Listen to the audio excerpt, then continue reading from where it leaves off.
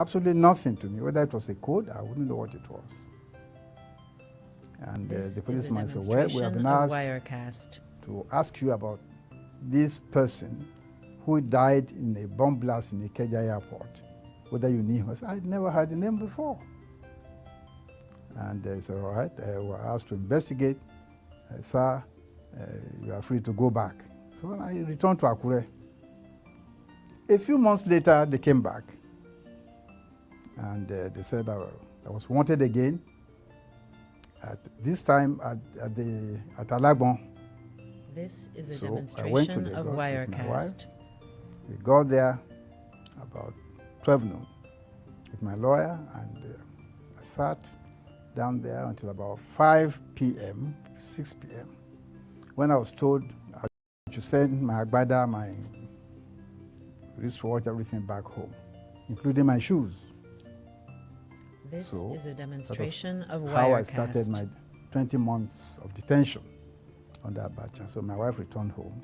Of course, we'll imagine she was in a terrible state. And so I was taken to a cell, overcrowded cell. And I didn't know where I was. I was stunned, really, because all my life I've served the country. I've done my very best to be honest, to demonstrate integrity. This is a demonstration of Wirecast to the Nigerian cause. I could not believe that anything could ever bring me into detention. That detention could be my reward for all the hard work I put in, for all the integrity, for all the self-denial which we went through to maintain a reputation. And so I began my detention. That was on the 9th of January, demonstration of 1997. Earlier that day, I was given a very long and meaningless form to fill. I was asked to state the name of my father, my grandfather, my great-grandfather, the mother of my father, the father of my mother, a lot of idiotic nonsense. So I filled the forms. They asked me, have you ever been abroad? If so, to which country? What was the reason for your going abroad? With whom did you go? Did you go alone? If you went with somebody, why did you go with him? All kinds of meaningless questions. I filled the forms. That was all I did in 20 months. They took the paper from me, they chucked me to the detention. Until March 12, early in the morning, about 5 a.m., this is a I was woken up of Wirecast and told that my IPO, meaning my investigating police officer, was taking me somewhere and that to get dressed, and I did. I was taken to a pickup which was waiting with 2 armed policemen inside the vehicle. The only other person was my now late friend, Dr. Frederick Faseun, who was also a detainee like myself. So the 2 of us were then taken out of Alagbon. I thought we were taken to the execution range because nobody told me about anything. Since I was dumped there, nobody asked me any question. So I thought, well, it was time to go and pay the supreme price. So be it. So they took us from Alagbon in Ikoyi through Lagos Island, across the bridge to Yaba, all the way to Ikeja. We wound up at a magistrate court behind the police college, Ikeja, one of the remotest and decrepit magistrate court I have ever seen. They didn't take us to the magistrate court at Tinubu Square, nor the one at Yaba. They took us to a very remote and decrepit magistrate court at the back, in the backwood somewhere, behind the police college, Ikeja. My suspicion was that they did that to This avoid is a publicity. demonstration of Wirecast. Because they thought if the press knew we were being taken to court, there'd be a huge crowd, and that might interfere with their plans. So that's my guess. And but fortunately, the information got to me just before we left Alagbon, and I was able to send a message to my PA to get the press to meet me at the magistrate court. So when we got there, what they were trying to avoid had happened. There was a huge This is a demonstration crowd of Wirecast. pressmen, journalists, cameramen waiting for us. When we got there, they didn't know what to do. They stopped. They did not want to go into the court. They couldn't want to go back. But finally, they took us into the court. And there they sat us down, they arraigned us, and charged us with treason. Of course, I was asked when I was guilty. They said I had met in diverse places and dates, on diverse dates, with some people I had never seen before was in court. They said I had been meeting with them, planning to overthrow the government of Nigeria. I laughed. I thought it was funny. They said, guilty. I said, how can I be guilty? I've never met any of these people before. I've always worked to uphold the Nigerian state, not to pull it down. I said, I knew nothing about it. They asked me to treat, I said, not guilty. Fortunately, this is very important, they did not let us know we were being taken to court. So we had no chance to arrange our defense. Wirecast. However, God is smarter than them. In that courtroom was Femi Falana. He had come for another matter. So when he saw me and Fasim, he said, Egbon, why need to send for us? Me and Gani. We told him we were not told we are being taken to court. So, okay, we appear for you. I will appear for you. Ladies and gentlemen, if I had been given advance notice that I was being taken to court for treason, and I was allowed to arrange defense, those are the very people I will have arranged. Femi Falana and Gani Fawemi. They did not tell us they want to deny us defense, but God arranged defense, and Falana was waiting for me in that courtroom. So he took up the case and battled them for about an hour. You know what happened next? Gani Fawemi came to the courtroom. This Miracle? is a demonstration of Wirecast. People say miracles don't happen anymore. They happen.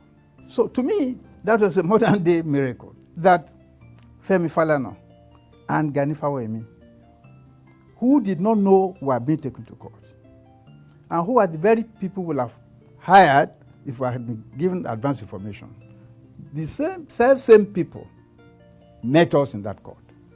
I believe God arranged that event.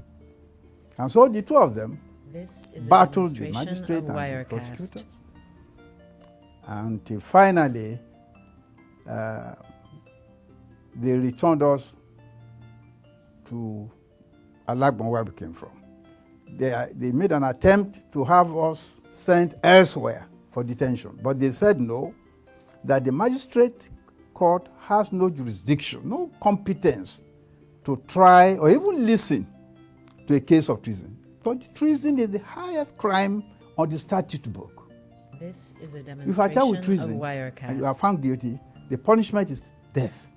There's no option of fine or imprisonment. Our Papa Awolowo was tried for treasonable felony. Felony that resembled treason, not the full-fledged, undiluted treason for which we are charged. In other words, the punishment for our charge was death. So I was being tried for my life. And yet I was not allowed, I was not even allowed to know that I was going to be tried. But God arranged our defense, and the two lawyers we'll have hired arrived in court, fought our case, and prevented the court from sending us anywhere else but Alagbon. And I want to say from that day until the 20th, until we left detention on the 20th, I believe, of August 1998, when Abacha died, nobody asked us any question about any crime anymore. clearly therefore. This The is whole a thing was a demonstration kangaroo of Wirecast. trial designed to satisfy the international community that was agitating for a release.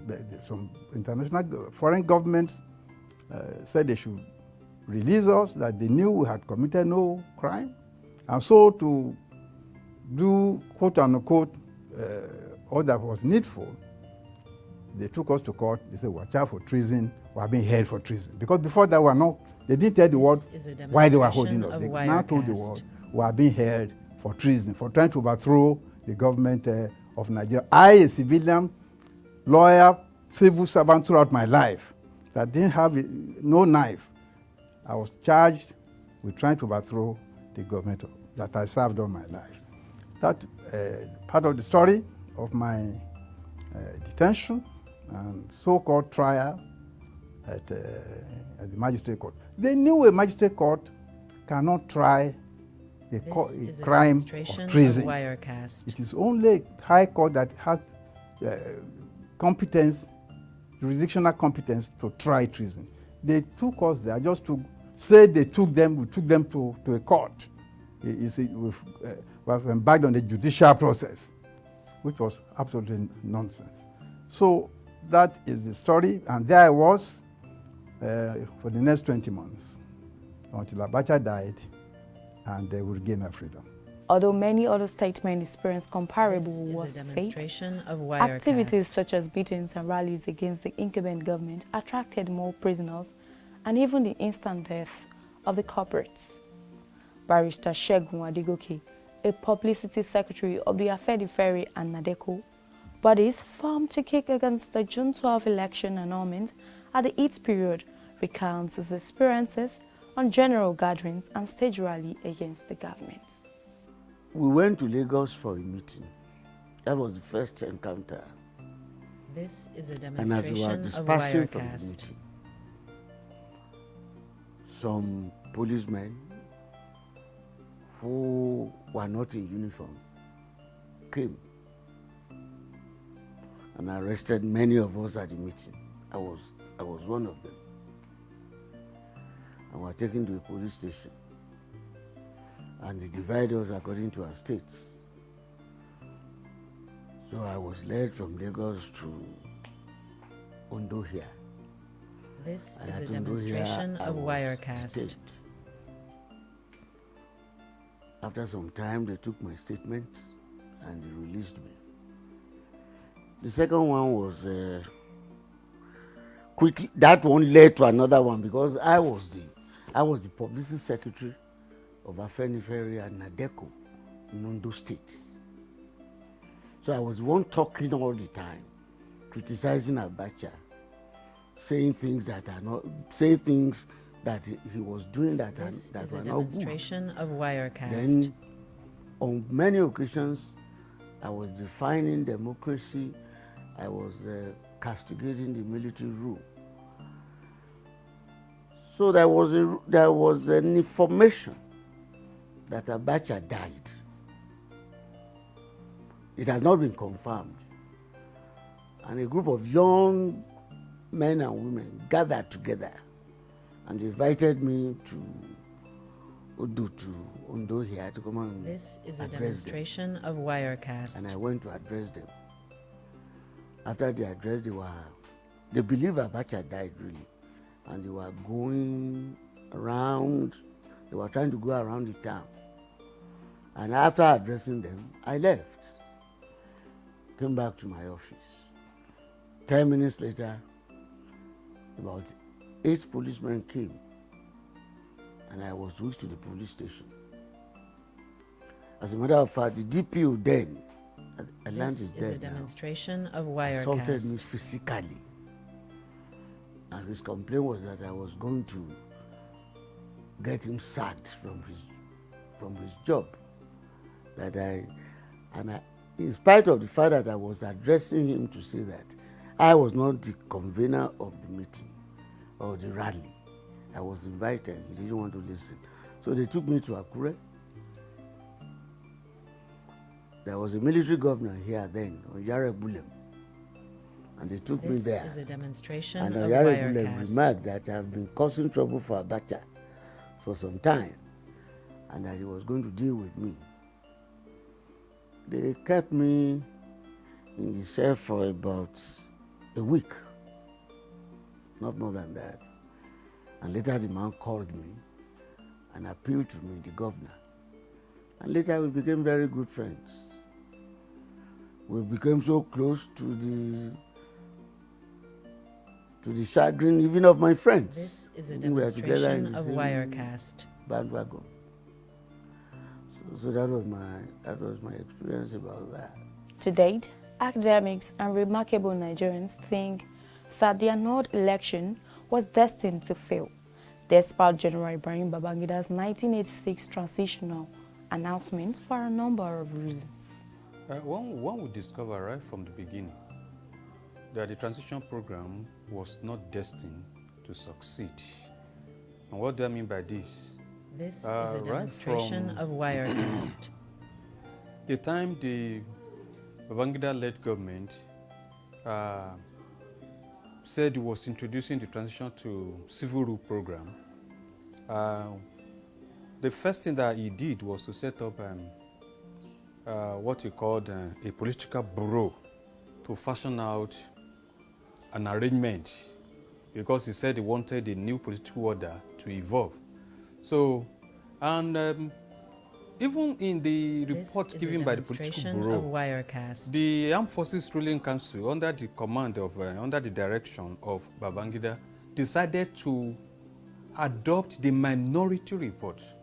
The majority report recommended that the civil rule program should terminate by 1990, whereas the minority report stated otherwise, that the program should terminate by 1992. So he decided to opt for 1992. And to the discerning mind, that was the beginning of an attempt to keep on prolonging the transition to civil rule program. And one was to discover that a number of booby traps were built into the transition to civil rule program, and many others were introduced along the line into the project, such that the program just kept on being extended from initial first quarter of 1992, when it was supposed to terminate, to the end of 1992, and eventually to August 27, 1993. That's just one part of it. The other part of it is the fact that the military was in power for so long. By 1993, when the military was supposed to terminate, the military would have spent 10 years in power, and apparently taking a cue from what happened in the period before the Second Republic, when the military was in power for about 13 years. Babangida must have thought that, well, we can also do some manipulations to remain in power for some time. So the military, what I'm saying in essence is that the military was not willing to relinquish power, just like that. And that played out in the period before the June 12, 1993 election, and thereafter the setting up of interim national government and the coming back of General Sani Abacha in 1994. Of course, there are other factors that we can also point to as being responsible for the failure of the transition to civil rule program. One of those factors is the presence. This is a demonstration of Wirecast. And sometimes, it proliferated with time, of anti-democratic forces. We have the ABN, Association for Better Nigeria, under the coordinatorship of Abimbola Davis and Chief Otto Nzeribe, who eventually became a senator. We have Committee of Concerned Nigerians, led by Remi Lori. We have Concerned Elder Statesmen, where we have the likes of SG Koku, Tanko Yakase, who are members. So we have the Third Eye, led by the like of Akonia Luko, who was empowered to do all kind of publication.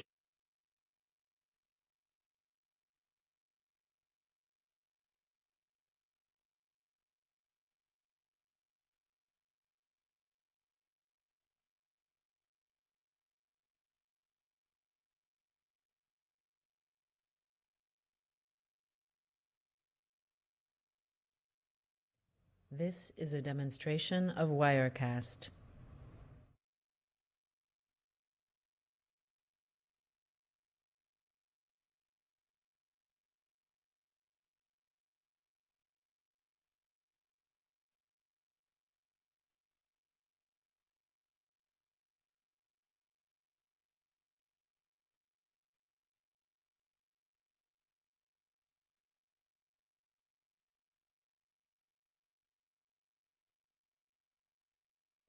This is a demonstration of Wirecast.